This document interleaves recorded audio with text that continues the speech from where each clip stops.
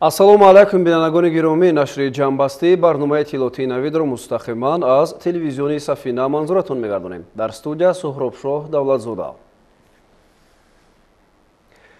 15 март дар шаҳри Душанбе иҷлосаи 9-уми Маҷлиси Миллии Маҷлиси Олии Ҷумҳурии Тоҷикистон давати 6-ум баргузор мегардад. Дар ин бора қарори раиси Маҷлиси Миллии Маҷлиси Олии Ҷумҳурии Тоҷикистон Рустами Эмомалӣ дар бораи даъват намудани иҷлосаи 9-уми Маҷлиси Миллии Маҷлиси Олии Ҷумҳурии Тоҷикистон давати 6-ум ба тасвиб расид. тавре аз дастгоҳи Маҷлиси Миллӣ хабар доданд, иҷлосаи мазкур 15 марти соли 2022 соати 10 даъват карда мешавад. шӯрои Маҷлиси Миллии Маҷлиси Олии Ҷумҳурии Тоҷикистон иттилоъ медиҳад, ки дар иҷлосаи 9-уми Маҷлиси Миллӣ давати 6-ум баррасии ҳисоботи прокурори генералӣ дар бораи назорати риояи дақиқ ва иҷрои якхелаи қонунҳо дар ҳудуди Ҷумҳурии Тоҷикистон дар соли 2021 қонуни конститутсионӣ оид ба ворид намудани тағйирот ба қонуни конститутсионии Ҷумҳурии Тоҷикистон дар бораи ҳукумати Ҷумҳурии Тоҷикистон, қонунҳои Ҷумҳурии Тоҷикистон дар бораи захираҳои генетикӣ, дар бораи дастгирии давлатии соҳаҳои комплекси агросаноатӣ, дар бораи ворид намудани иловаҳо ба Кодекси мурофиавии ҷиноятии Ҷумҳурии Тоҷикистон, дар бораи ворид намудани тағйир ба Кодекси мурофиаи ҳуқуқвайронкунии маъмурии Ҷумҳурии Тоҷикистон ва дигар қонунҳои қабулнамудаи Маҷлиси намояндагон, инчунин масъалаи иваз намудани номи баъзе маҳаллаҳои аҳолинишини ноҳияи Шаҳри Нав дар назар дошта шудааст.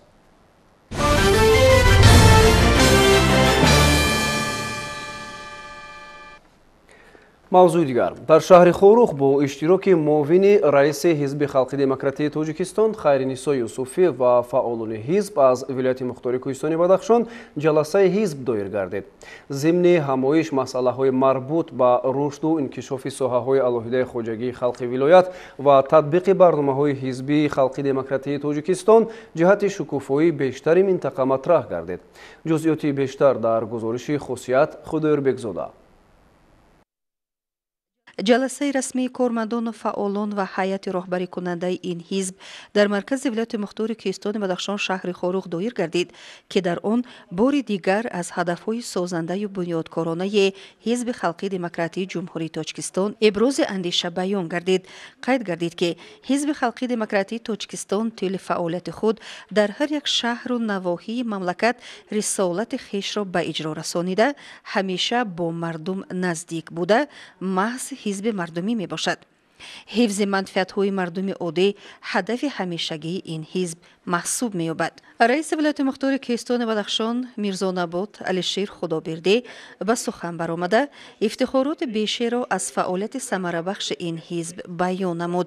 қайд намуд, ки ҳизби мазкур дар иҷрои рисолати худ устуворона қадам дорад ва ҳар як аъзои ин нерӯи пешбарандаи ҷомеа муваззаф аст, ки низомномаи ҳизбиро сармашқи кору фаъолияти хеш қарор бидиҳад ва дар ободониву пешрафти ватан саҳми арзишманди худро гузорад. муовини раиси Ҳизби Халқи Демократии Тоҷикистон Хайринисо Юсуфӣ изҳор дошт, ки тақозои замони гузарони пур аз гирудори асри навин моро водор месозад, ки аз ҳарвақта бештар зираку ҳушманд, бовиқору босиёсат, матин иродаву якдил, якмарому ҳамқадам ва билохира ҳаммаслак бошем ва танҳо бо чунин хислатҳое аз аҷдодон меросмондаи худ метавонем Тоҷикистони чун ҷону дил азизро аз ин ҳам зеботару гуворотар намоем. инчунин дар чорабинӣ муовини дигари раиси Ҳизби Халқи Демократии Тоҷикистон Латифзода Қурбон, кормандони шӯъбаҳои кор бо кадрҳо ва шӯъбаи корҳои тарғиботию ташвиқотии Ҳизби Халқи Демократии Тоҷикистон, инчунин намояндагони ҳизб аз дигар шаҳру навоҳии мамлакат иштирок доштанд. дар интиҳои чорабинӣ барои фаъолони ҳизб ифтихорномаву сипосномаҳо ва тӯҳфаҳои хотиравӣ тақдим карда шуд.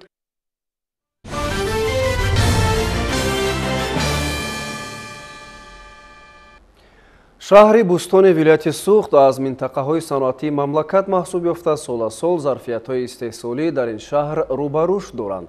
фаъолияти ҷамъияти дорои масъулияти маҳдуди элегант ки ба истеҳсоли сангҳои ороишӣ машғул мебошад тавонистааст дар таъминоти сокинон бо ҷойи кор саҳми муносиб гузошта ҷиҳати пешрафти иқтисодӣ замина фароҳам созад. Инчунин сифати маҳсулоти ин корхона ки аксаран воридот ивазкунанда мебошад аз тарафи созмону ташкилоти аврупоӣ баланд арзёбӣ мешавад. гузориш дар ин хусус. яке аз корхонаҳои муваффақ ва дорои технологияҳои инноватсионӣ дар шаҳри Бостон ин ҷамъияти дорои масъулияташ маҳдуди элегант мебошад ки соли 2000 таъсис ёфта бо коркард ва истеҳсоли сангҳои ороишӣ тахассус гирифтааст. аҳли коргоҳ соли 2014 дар ҳамкорӣ бо мутахассисони Федератсияи Русия истеҳсоли нақ аз санги базалтиро аввалин шуда дар минтақа ба роҳ мондааст. нақб ва плитаҳои базалтӣ барои бетағйир нигоҳ доштани гармӣ ва сардӣ дар манзилҳо истифода бурда мешаванд. дар коргоҳи элегант аксаран занону бонувони маҳаллӣ бо усули зебо гулдон, фавворою шаршара ва армуғонҳо меофаранд. барои беҳтар намудани шароити иҷтимоиву маишии коргарон тамоми имкониятҳо фароҳам оварда шудааст. инчунин дар ноҳияи Балҷувон як сехи коркарди санг сохта ба истифода дода шуд ва ният доранд ки дар ноҳияи Аш низ як сехи коркарди сангро ба роҳ монанд. ҳамаи маҳсулотҳое ки истеҳсол мекунанд онҳо воридот ивазкунанда мебошанд. дар коргоҳи мазкур осорхона, китобхона, гӯшаи табиати зинда, дар боғоташ анвои мухталифи дарахтони мевадеҳ ҳосили маҳал парвариш карда мешаванд. дар шафати гармхона тарабхонаи муосир маркази фарҳангӣ фароғатӣ ташкил карда шуда дар мағозаи махсус молу маҳсулоти истеҳсоли худӣ ба фурӯш бароварда мешаванд.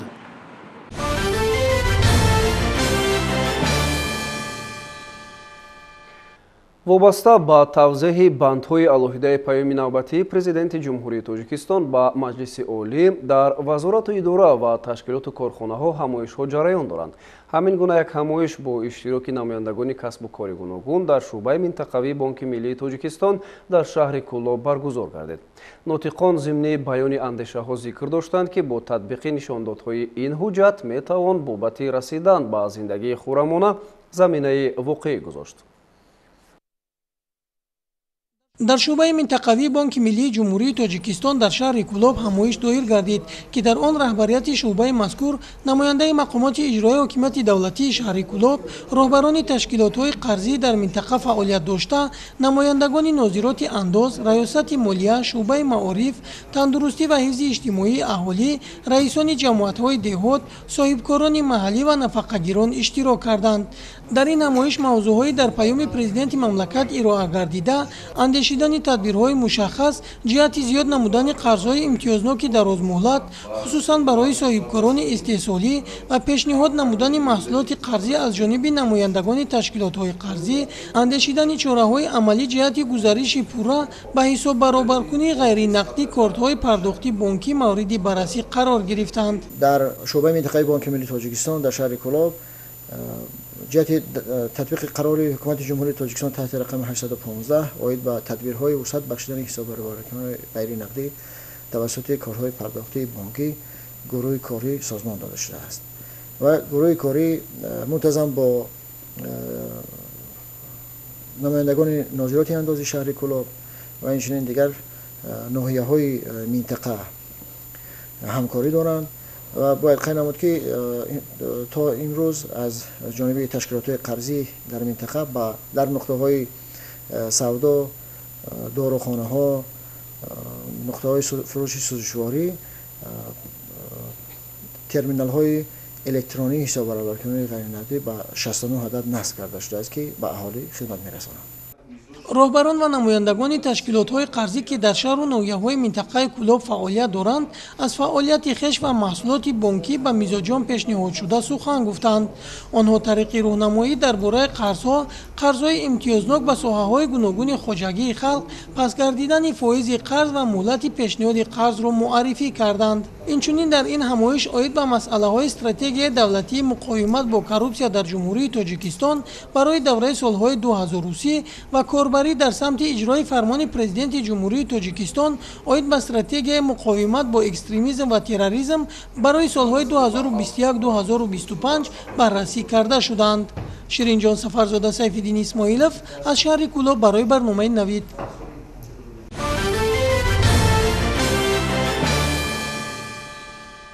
вазорати фарҳанги мамлакат 137 адад созҳои миллии мусиқиро харидароӣ намуда ба ихтиёри муассисаҳои таълимии соҳавӣ ва ансамблҳои ҳунарӣ супорид. 12 муассиса соҳиби асбобҳои нави мусиқӣ гардид ва масъулин ин иқдомро тасмими саривақтӣ арзёбӣ карданд. гузориши ҳамкоронамон дар ин хусус. ин бори нахуст аст ки вазорати фарҳанги мамлакат ба ин ҳад асбобҳои мусиқии миллиро харидорӣ карда ва ба ихтиёри муассисаҳои тобеи вазорат месупорад. масъулин мегӯянд ки бо ин шеваи корбарӣ ҳадаф доранд ки дар солҳои баъдӣ ба пуррагӣ масъалаи дастрасӣ надоштани шуъбаву бахш ва таълимгоҳҳои соҳавиро бартараф карда ва сифати кории ансамблу омодасозии мутахассисонро дар таълимгоҳҳо баланд бардоранд. дар навбати аввал ин созҳои миллии мусиқӣ ба 12 муассисаи таълимӣ ва ансамблҳои санъат тақсим карда шуд ва ин тасмимро масъулини муассисаҳои таълимии соҳавӣ саривақтӣ арзёбӣ карданд, зеро эҳтиёҷот ба чунин дастгоҳу асбобҳо зимни гузарондани машғулиятҳо хеле зиёд аст. имкон медиҳад ки дарсҳо васеъ баромада шавад барои омӯзиши ин асбобҳо масалан ба бештари донишҷӯёни асбоб дастрас шавад ва ҳам барои такмил додани маҳорати донишҷӯён, маҳорати навозандагии донишҷӯён ва такмили анамон ансамбли созҳои халқие ки дар донишгоҳ ин асбоб бисёр зарур ҳастанд. вазири фарҳанги мамлакат гуфт ки дар баробари муассисаҳои тахассусӣ ин асбобҳо инчунин дар ихтиёри ансамблҳои чун базморо, лола, иттиҳодияҳои давлатӣ, гурӯҳҳои эҷодиву консертӣ ва филармонияи давлатии ҷумҳурии Тоҷикистон ки дар тобиати ин ниҳод қарор доранд гузошта мешавад. баста 137 ададаи созҳои миллии мусиқӣ аз дутор, ғижак, най, доира, рубоб, чанг, тамбур ва дигар асбобҳо иборат буда, акнун муассисаҳое ки дар ҳамин самт мутахассис омода мекунанд, дарсҳои назариявиро бо истифода аз чунин созу торҳои мусиқӣ мегузаронанд ва ансамблҳои мусиқӣ тамрину баромадҳои худро бо имкониятҳои васеътар доир хоҳанд кард. онҳое ки соҳиби асбобҳои нави мусиқӣ гаштанд, идома додани иқдомҳои мазкурро дар оянда омили рушди фаъолияти ансамблу дастаҳои ҳунарӣ ва баланд гардидани малакаи касбии хатм кардаҳои донишгоҳу донишкадаҳои соҳавӣ арзёбӣ карданд.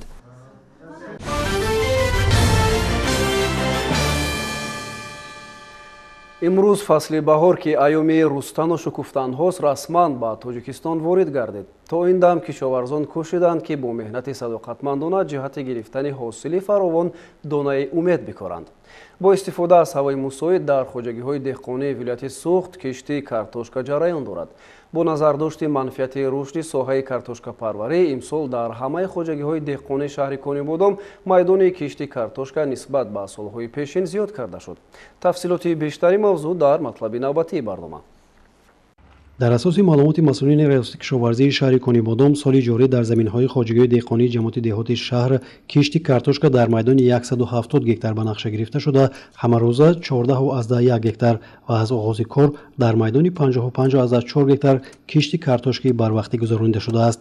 кишоварзон кишти картошкаро аз санаи 10 феврал оғоз карда азм доранд ки ҳарчи зудтар онро ба анҷом расонанд.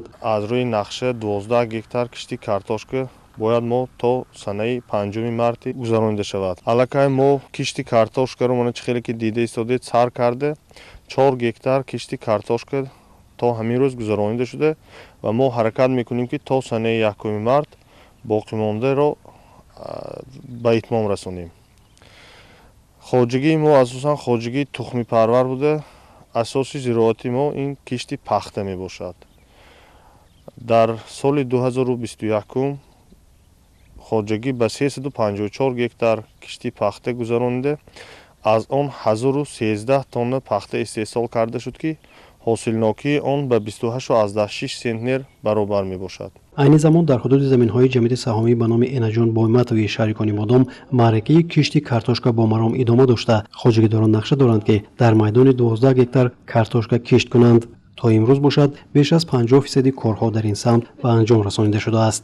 дар саҳро кишти картошка бо маром рафта истодааст. мо аз 15 феврал то имрӯз дар ҷамъияти саҳомии Энаҷон Бойматова зиёда аз 4 гектар кишти картошка гузарондем. дар шаҳри Конибодом умуман дар хоҷагии мо асосан навъҳои Монолиза, Исмоилӣ ва Пикассо кишт карда мешавад ки барои иқлими ҳамин хоҷагии мо, барои иқлими ноҳияи мо ҳамин навъҳо мутобиқ ҳастанд. ҳосилнокишонам ва тобоварӣ ба касалӣ ҳам устувор мебошанд ки ба деҳқонони мо ҳамин навъҳо маъқул ва мувофиқ ҳаст. агротехникаи кишти картошка дар шаҳри Конибодом азбаски иқлими шаҳри Конибодом камтар гарм мебошад, барои ҳамин то 1 моҳи март кишти картошкаро он деҳқононе ки ба итмом мерасонанд, худо агар хоҳад ҳосили нағз дилхоҳ ба расиданашон мумкин. соли гузашта дар хоҷагии мазкур дар майдони 12 гектар кишту парвариши картошка ба роҳ монда шуда, аз сабаби сари сол паст омадани ҳарорати ҳаво ҳосилноки паст гардида, аз ҳар гектар тавонистанд ки аз 250 то 300 сентнери ҳосил ба даст оваранд. дар дигар шаҳру навоҳии вилоят маъракаи кишти картошка бо маром идома дорад.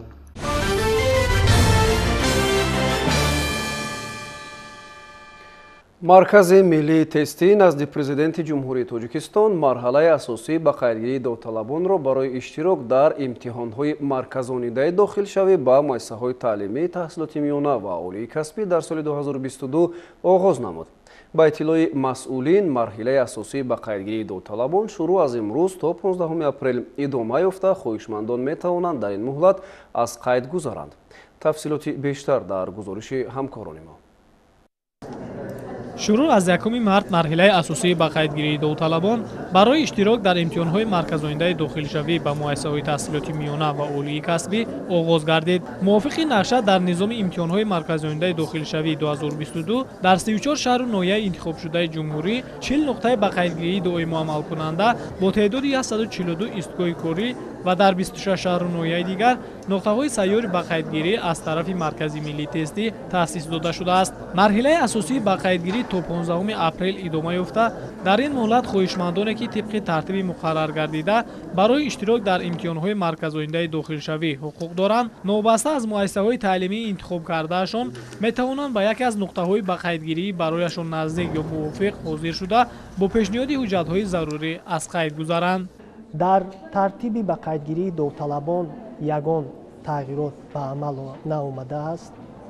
албатта дар баъзе аз масъалаҳои фаъолияти марказ тағйирот ҳаст, ки дар ин бора метавон ба зиёд шудани шумораи муассисаҳои таълимии таҳсилоти олӣ ва миёнаи касбӣ ишора намуд. хотиррасон менамоем ки соли ҷорӣ ба низоми имтиҳонҳои марказонидаи дохилшавӣ боз 3 донишгоҳу донишкада ва 3 коллеҷи дигар илова гардид. аз ҷумлаи ин муассисаҳои таълимӣ муассисаи таълимии ғайридавлатии донишкадаи илмҳои дақиқ ва технологияи Тоҷикистон дар шаҳри Хуҷанд, филиали донишгоҳи байналмилалии сайёҳӣ, соҳибкорӣ ва хизмат дар шаҳри Хуҷанд ва филиали донишгоҳи байналмилалии сайёҳӣ, соҳибкорӣ ва хизмат дар шаҳри Левакан, аз ҷумлаи муассисаҳои таълимии таҳсилоти миёнаи касбии иловашуда коллеҷи сайёҳӣ ва хидмат дар шаҳри Ваҳдат, коллеҷи тиббии ноҳияи Восе ғайридавлатӣ, коллеҷи тиббии донишгоҳи давлатии тиббии Хатлон дар деҳаи Кангурти ноҳияи Темурмалик мебошад. ба иттилои масъулин соли 2022 таърихи озмун аз тарафи маркази миллии тестӣ 219 ба қайдгиранда қабул гардидааст, ки дар ин муҳлат довталабонро аз қайд мегузаронанд. тавре таъкид гардид барои донишҷӯӣ гардидан довталаб бояд танҳо ба донишу малакаи худ такя кунад ва вақту муҳлати боқимондаро то оғози имтиҳонҳо бо истифода аз шароиту имкониятҳои муайян кардаи марказ ва аз худкунии барномаҳои таълимии мактабӣ самаранок истифода барад.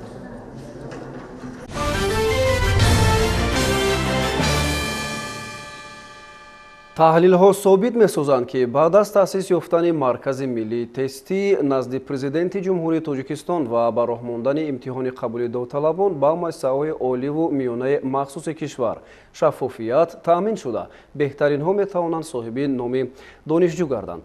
ҳамзамон усули муосири имтиҳонсупорӣ имкон фароҳам овард то довталабон дар шаҳру ноҳияҳои наздик ба макони зисти хеш худро ҳамчун довталаб ба қайд гирифта имтиҳонҳои тестиро дар марказҳои таъсис ёфта супоранд. ҳамкорони мо Шаҳлои Аҳмадхон ва Фирӯзҷони Қурбонов аз рафти оғози марҳилаи ба қайдгирии довталабон дар шаҳри Бухтар гузориш медиҳанд. маркази миллии тести назди президенти ҷумҳурии тоҷикистон дар шаҳри бохтари вилояти хатлон аз 1 марти соли 2022 марҳалаи асосӣ ба қайдгирии довталабонро барои иштирок дар имтиҳонҳои марказонидаи дохилшавӣ ба муассисаҳои таълимии таҳсилоти миёна ва олии касбӣ дар соли ҷорӣ оғоз намуд. طبق فرمایش دیرکتور مرکز ملی تستی نزد پرزیدنت جمهوری تاجیکستان در زیاده از 40 شهر و ناحیه‌های جمهوری تاجیکستان نقطه‌های با قیدگیری دائمی علاقه کار خود را آغاز کردند. امروز ما در نقطه با قیدگیری 0302 شهر بختر که در مؤسسه تحصیلات میانه عمومی رقم 9 نقطه با قیدگیری دائمی است. ما علاقه کار را امروز آغاز کردیم که این نقطه با قیدگیری برای ختم کنندگان یا ختم کردگانی چی صنف 11 باشد یا اینکه صنف 9 در مؤسسه تحصیلات رقم 9 برای ختم کردن شهر بختر امروز کار خود را مرکز ملی تستی آغاز کرد. این هم باشد مقصدی با قید گرفتن داوطلبان مرکز ملی تستی از آن عبارت است که داوطلبان امروزه ختم کردگان میخواهند با دانشگاه دانشکده یا که کالج ها حجت های خود را طریق مرکز ملی تستی سپرند و در وقت امتحان های اساسی مرکز ملی تستی در امتحان ها رفته اشتراک نمایند از روی خال یا اینکه بله که به دست میارند گرفته سزاواری نام دانشجو شوند. дар маркази вилояти хатлон шаҳри бохтар 3 нуқтаи ба қайдгирии доим амалкунандаи довталабон ба имтиҳонҳои марказонидаи дохилшавӣ дар назди муассисаи таҳсилоти миёнаи умумии рақами 9 рақами 12 ва литсеи давлатии рақами 1 ба фаъолият шурӯъ намудааст. таври масъулини маркази миллии тестӣ назди президенти ҷумҳурии тоҷикистон зимни маросими кушодашавии нуқтаи қабули довталабон иброз намуданд. марҳилаи якуми қабули довталабон то 15 апрели соли 2022 идома ёфта хоҳишмандон метавонанд ба яке аз нуқтаҳо ҳозир шуда барои иштирок дар имтиҳони марказонидашудаи дохилшавии худро сабти ном кунанд. соҳи ба қайдгирии имрӯз довталабон бо як таби болида омада аз қайд гузаштанд. то раванди ба қайдгирии довталабон дар имтиҳонҳои марказонидаи дохилшавӣ дар тамоми муассисаҳои таълимии шаҳр корҳои фаҳмондадӣ ва таблиғотӣ баргузор гардид.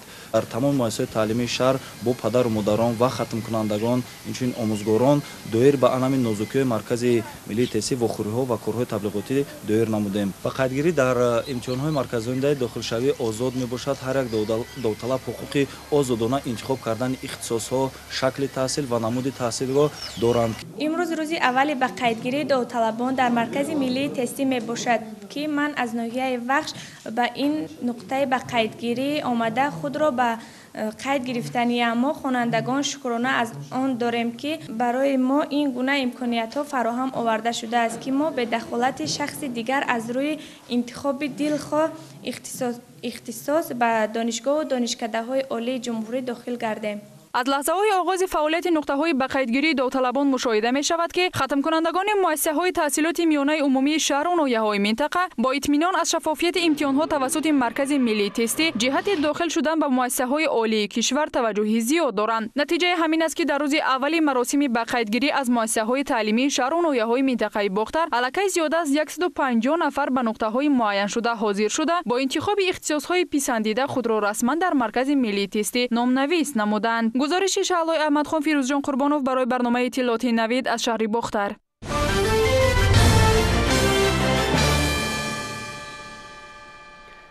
шуъбаи маорифи ноҳияи восе хабар медиҳад ки имсол ба 40 нафар омӯзгори ҷавон қитъаи замини назди ҳавлигӣ ҷудо карда шуда 15 нафар соҳиби қарзҳои имтиёзнок гардиданд.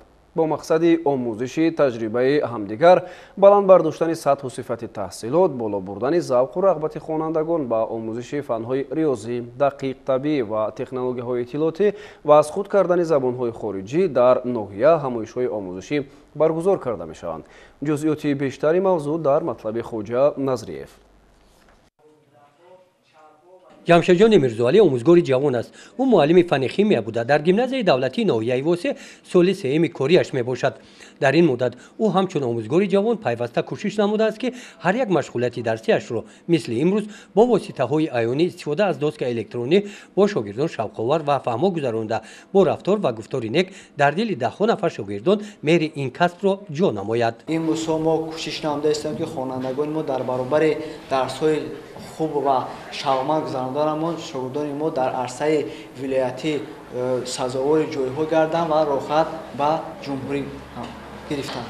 در ناحیه واسه با مانند گیمنازیای دولتی در دیگر مؤسسه‌های تعلیمی ناحیه برای بالا برداشتن سطح و صفت تحصیلات با دستگیری کارمندان شعبه معارف ناحیه تدبیرهای ضروری را عملی نموده ایستادند. تشکیل و براه ماندن درس‌های کشاد و برگزار نمودن همایش‌های آموزشی در مؤسسه تحصیلات میانه عمومی رقم 10 با مقصد استفاده از تجربه همدیگر در دوره همین تدبیرها آخرهای ماه فوریه دایر گردید. در این سمیناری آموزشی از 72 مؤسسه تعلیمی دیرکتوران و جانشینان اشتراک نموده تجربه این مؤسسه را در این سمت مورد آموزش قرار دادند. طور معین گردید در مؤسسه تحصیلات میانه عمومی رقم 10 با مقصد بلند برداشتن سطح و صفت تحصیلات، بالا بردن ذوق و رغبت خوانندگان با آموزش فن‌های ریاضی دقیق، طبیعی، تکنولوژی‌های اطلاعاتی و از خود کردن زبان‌های خارجی مخصوصاً زبان‌های روسی و انگلیسی توجه اولین درجه ظاهر کرده شده است. بعد شناسایی در جمعیت آموزگاران رهبریت شعبه معارف نتیجه همایش را جنبست نموده اطلاع داده شد که با مقصد هوسمندگردانی مراجعت 40 نفر آموزگاران جوان برای گرفتن قطعه‌های زمین نزد اولگی قانع گردانیده شده و 15 نفر قرضای امتیازناک داده شدند. این اقدام من بعد نیز ادامه خواهد یافت. گزارش خواجه نظریف خدای نظر ظهوروف از ناحیه واسه برای برنامه اطلاعاتی نوید.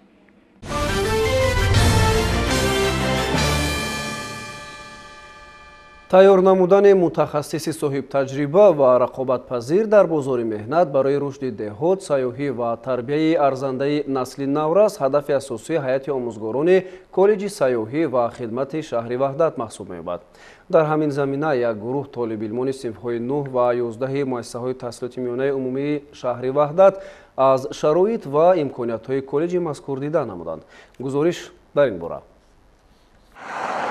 روزی درهای کشا در کالج سیاحی و خدمت شهری وحدت با شناسایی طالب علمان صنف‌های 9 و 11 مؤسسه‌های تحصیلاتی میانه عمومی شهر از امکانیت‌های کالج مذکور آغاز گردید. طالب علمان نخست در صحن حوله کالج با خیمه‌ها و دیگر تجهیزاتی که در روند تعلیم استفاده کرده می‌شوند شناس شدند. سپس مهمانان با شرایط و امکانیت‌های صنفخانه‌های کالج آشنایی پیدا نمودند. طالب علمان شاهد آن گردیدند که لابراتوری‌های موجوده با شرایط خوبی زمانی حاضر مجهز بوده برای از بر نمودن تمام نازکی‌های ساحه امکانیت‌های خوب دارند. مثلا در این صنفخانه به دانشجویان نازکی‌های خدمت رسانی در طرفخانه‌ها و با طرز درست آراستن دسترخوان آموزانیده می‌شود. به اندیشه آموزگاران کالج سال تا سال شماره مهمانان خارجی به کشور ما افزایش می‌یابد و با نظرداشت این باید در طرفخانه و دیگر موضع‌های سیاحی خدمت رسانی باز هم در سطح بلند براه مانده شود. در کالج اختصاص‌های سیاحی رو می‌آموزانیم.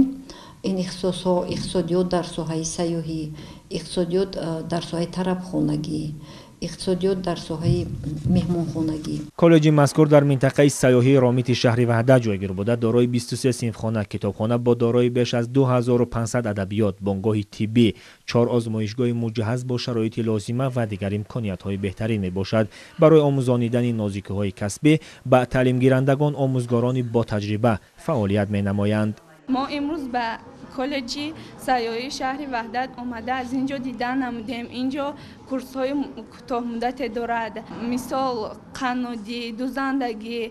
ما میتوانیم به اینجا آمده تحصیل نماییم و صاحب کسب شویم. قید کردن به مورد است که در کالج جوانان از روی خدمت رسانی های گوناگون بخش سیاحی و توریسم صاحب اختصاص میشوند. در مجموع در کالج سیاحی و خدمت از روی 9 اختصاص تعلیم راه اندازی شده. مؤسسه امکانیت دارد که 500 نفر را بعد ختم صنف 9 و 11 در شعبه روزانه و غایبانه به آموزش فرا گیرد. در سالهای خوانشی 2022-2023 در کالج اختصاص‌های نو جاری کرده شده است. غیر از این ما امسال اختصاص‌های دیگر رو تشکیل کردیم. این اختصاص‌های آموزگاری میباشند. این تحصیلات تا مکتبی، تحصیلات ابتدایی، زبان ادبیاتی روس، زبان ادبیاتی تاجیک و تامین برنامه‌ای تکنولوژی اطلاعاتی. موافق به طلبات بازار مهنت در کالج شهروندان از روی اختصاص‌های آشپز، قناد، راهبلد، توراپراتور، تورگین، سیستم کامپیوتری و اینترنت، تکنولوژی، حسابدار با دانستن کامپیوتر و دوزندگی به کسب آموزی فرا گرفته می‌شوند. طالب علمان با قناعتمندی ابراز داشتند که تشریف آوردن به کالج سیاحی و خدمت شهر وحدت برایشان خوب و خاطرمان بود، زیرا آنها توانستند دایر به فعالیت کالج و امکانیت‌های وسیع آن از نزدیک شناس شوند.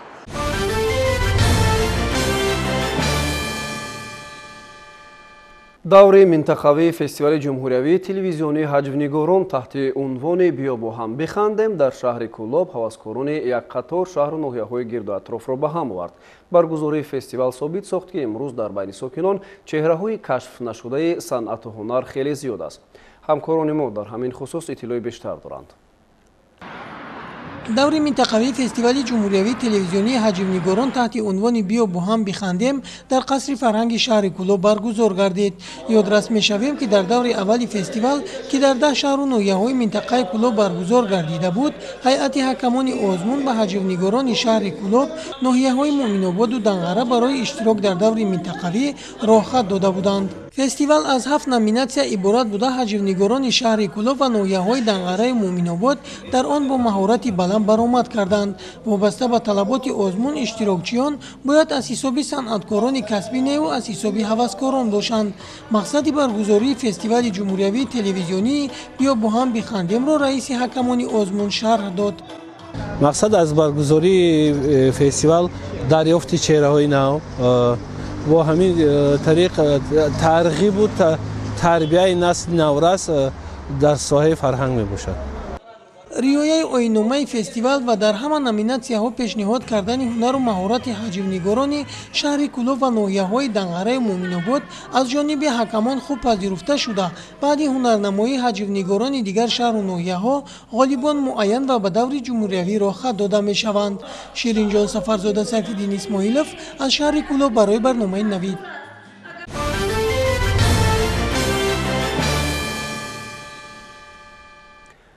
табиатан гул табъи инсонро болида сохта бо бӯи хушу муаттари хеш ба муҳити атроф таровати тоза мебахшад. ҳамин аст ки сол то сол дар гӯшаву канори ҷумҳурӣ соҳаи гулпарварӣ низ рушд карда инсонҳои зебоипараст аз ҳисоби парвариши гулҳои хонагӣ ва мавсимӣ даромади хуб ба даст меоранд. оилаи Машрабовҳо дар шаҳри Бохтар аз зумраи онҳое мебошад ки ин шуғлро пеша карданд. тафсилоти бештари мавзӯъ дар гузориши навбатии барнома.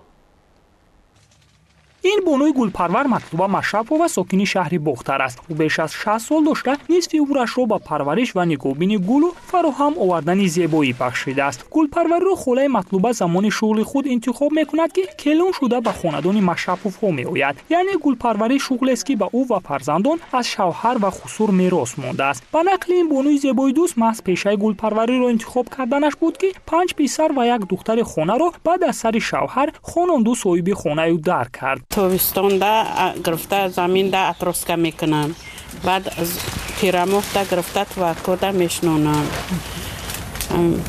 баъд бо вақти хини кишид дарун медронем, хеле када меҳнат када баҳор ба ҳаракат мекунем ки фурӯшем, зиндагие барем. чанд набуд гуло ҳаста инҷада, геран аст, қошиқча ҳаст, кактус аст, хеле гулои денежни ҳай гулои бисёр намуд дорем. олимҷон Машрапов писари хурдии холаи Матлуб аст. ӯ имрӯз яке аз фарзандонест ки шуғли авлодиро интихоб кардаю гулпарвариро пешаи худ намудааст. аз ин рӯ ҳар як қитъаи замини назди ҳавлигиро оилаи онҳо имрӯз бо гулҳои гуногун пур кардаанд. агарот полимо помидор бодринг намекунем, фақат гул ҳамаш. бачаем доим дурни агаротда кор када бурда бозор ба мефурӯшад. ман гулои хонагӣ қатъи омӯхтаям. гулпарварии касбибобугӣ мона намахудам 10 сол шуда ин кор қатъи машғулам. 10-15 намуд гуло дорем. гулои кала, амаралис, лилия, астра, хризантема, пион, нарсис, гиатсен, ҳама гулои намудша дорем. ҳамин қатъи зиндагӣ мона мо бурдаистем иншоллоҳ.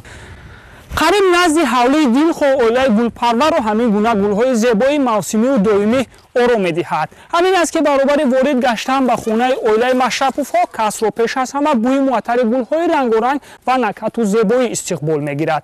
чун ин оилаи зебоипараст беш аз 40 соли умри худро ба гулпарварӣ сарф карда дар баробари гулҳои мавсимӣ чихело ки мебинем намуди зиёди гулҳои хонагиро низ парваришу нигоҳбин мекунанд. тоза мекунем, тагошона мебарем, чиз мекунем, ина дору метем, барои ҳосил адени, барои қадш адени, барои калон шиданаш адени доруроша метем, мақсад чиз нашавада, тез ҳосил дабдура, калону ҳосил дабдура мода. бояд гуфт ки гулу гулдон ва гармхонаҳои пур аз гули ин оилаи гулпарвар аз зебогию зебоипарастии эшон гувоҳӣ медиҳад. беҳуда нагуфтанд ки ҳар он кас зебои дӯст аст метавонад гулпарвар бошад, зеро барои сабзу хурам мондану фароҳам овардани ин ҳама накату зебоиҳо пеш аз ҳама заҳмати шабонарӯзӣ ва сабру таҳаммулу муҳаббати беандоза нисбати гул лозим меояд. хусусияти ҳамин гул ҳамае ки як нафар доим қатъи ҳамин гул бошад. ҳар рӯзе мисол саҳар як бор, абед як бор, бигар як бор медурем, мисол ҳамин даранда мебинем ки чӣ кор дора ҳамин даранд. аммо короша дида короша мо ҳар рӯз замира анҷом метем, овуша таъмин мекунем, ҳамин овуш қатъи мисол кор мекунем, не гулохате. ба гуфтаи Олимҷон писари холаи матлуба онҳо барои ба фурӯш баровардани маҳсули заҳматашон мушкиле надоранд, чун мизоҷон омада аз дари хона гулҳои парвардаи эшонро харидорӣ мекунанд. аммо бо вуҷуди ин ӯ талаботи сокинонро ба гулҳои тару тоза ба инобат гирифта ният дорад дар шоҳроҳи бозори ҳоҷӣ шариф дукони гулфурӯшии худро ташкил намояд.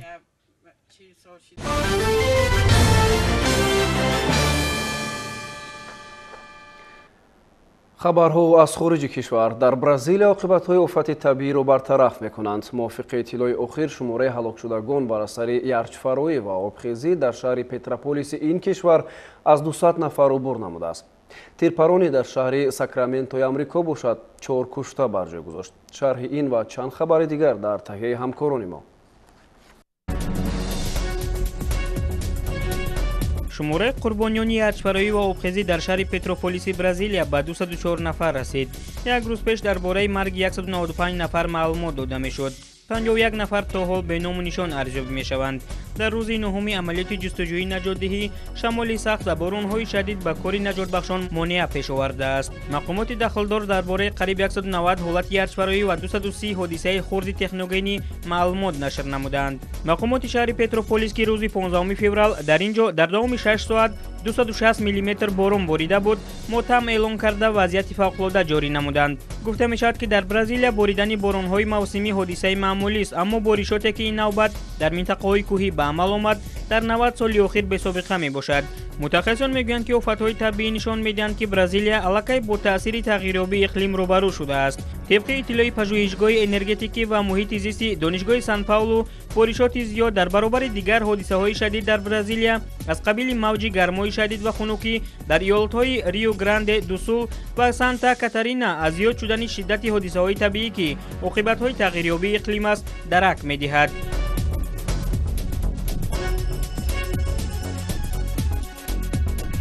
бар асари тирпаронӣ дар шаҳри Сакраментои амрико 4 нафар ҷон бохт. мувофиқи иттилои расонаҳои хабарӣ ин ҳодиса дар дохили бинои як ибодатгоҳ ба вуқӯъ пайваста аст. ба иттилои пешакӣ нафари тирандоз падари се кӯдак аст ки дар натиҷаи ин воқеа ба ҳалокат расидаанд. кормандони ҳифзи ҳуқуқ ҷасади ӯро низ миёни ҳалокшудагон пайдо карданд. дар бораи чанд захмии дигар низ хабар дода мешавад, вале шумораашон оварда нашудааст. мақомоти амрико тафтишотро дар ин самт шурӯъ намудаанд.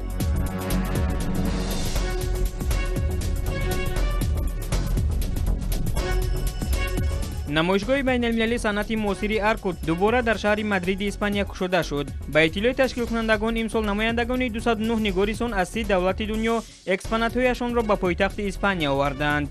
гуфта мешавад ки шумораи иштирокчиён имсол нисбат ба соли 2021 40% афзудааст. дар толорҳои калонтарин маҷмӯаи намоишии ИФЕМА метавон мусаввараҳо, муҷассама, аксу навурҳоро тамошо кард. хотиррасон мешавем ки аввалин намоиши Арко соли 1982 баргузор гардида буд. аз рӯи анъана ин чорабини охири фасли зимистон ташкил карда мешавад, вале дар соли 2021 аз сабаби пандемия он ба моҳи июл мавқуф гузошта шуда буд.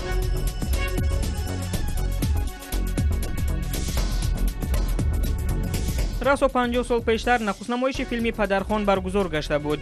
ин лента аз рӯи романи нависанда Марио Пьюза ба навор гирифта шуда дар бораи ҳаёти як оилаи ҷиноӣ қисса мекунад. бахшида ба ин сана ширкати истеҳсоли филмҳо Paramount ҳамаи иҷрокунандагони нақшҳои асосӣ аз ҷумла Ҷеймс Каан, Талия Шайр, Ҷозеф Монтенья ва албатта коргардон Фрэнсис Форд Капполаро ба ҳам овард. хотиррасон мешавем ки ин филм дар 3 номинатсия беҳтарин филм, беҳтарин ҳунарпеша ва беҳтарин сценария ҷоизаи Оскарро ба даст овардааст. ин филм рӯзҳои исроатии ҳафтаи равон дар доираи маҳдуд ба намоиш гузошта мешавад. баъдан филми Падархон дар платформаҳои рақамӣ пайдо хоҳад шуд.